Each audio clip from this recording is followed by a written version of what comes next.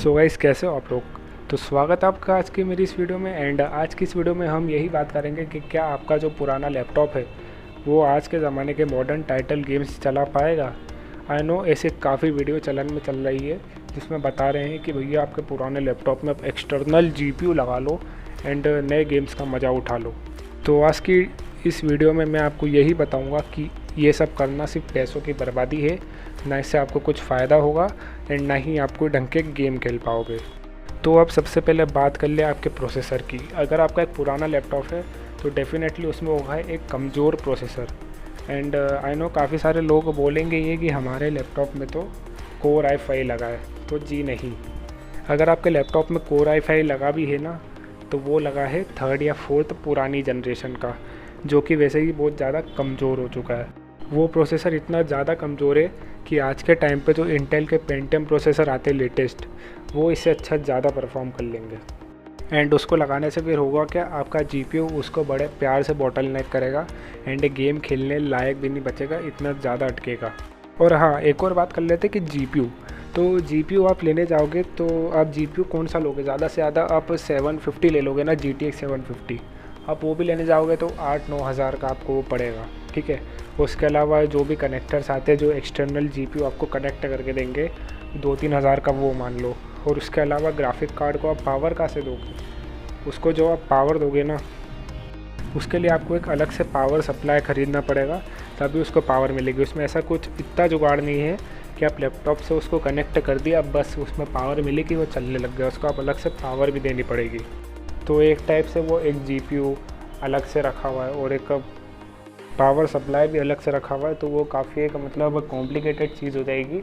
And वो laptop फिर पहली बात तो कुछ काम का रहेगा ही नहीं, क्योंकि इससे अच्छा वो डेस्कटॉप या आप उसे कैरी करके नहीं ले जा सकते।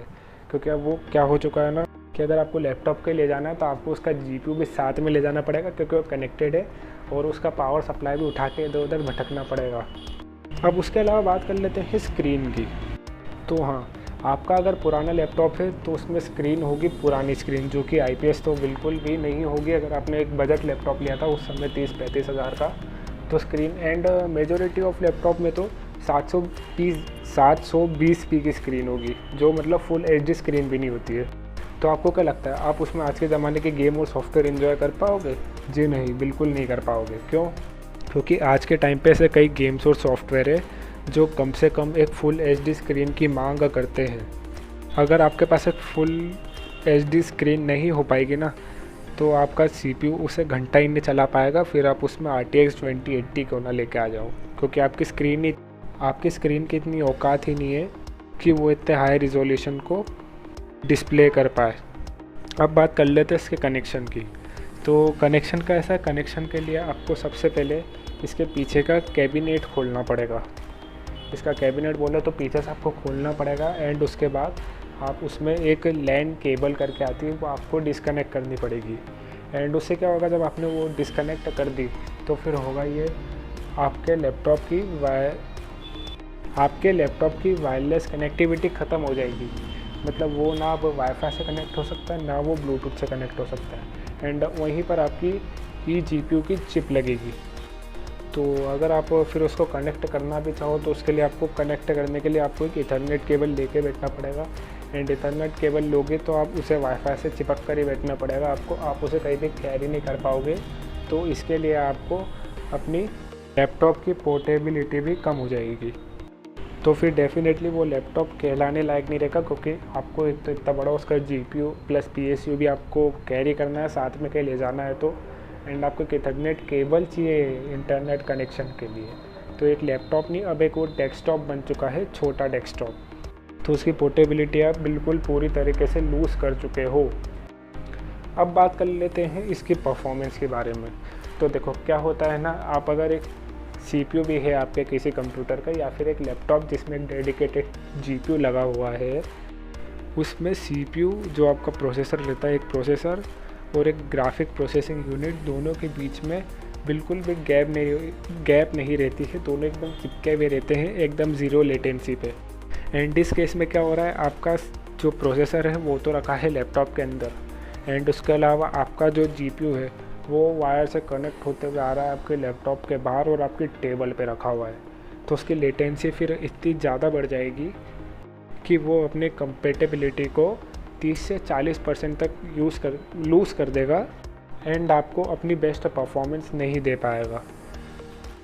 तो देखो यहाँ पर आपको लग गया कि नहीं चूना। आपने 12-13 हज़ार रुपये खर्च करे, GPU लाए, सब लाए, केबल लाए, कनेक्शन करी, उसके बाद हुआ क्या, आपके स्क्रीन ही उसके कंपेटेबल नहीं है, आपके प्रोसेसर जो है उसकी इतनी औकात ही नहीं है कि वो इतने अच्छे GPU के साथ काम कर ले।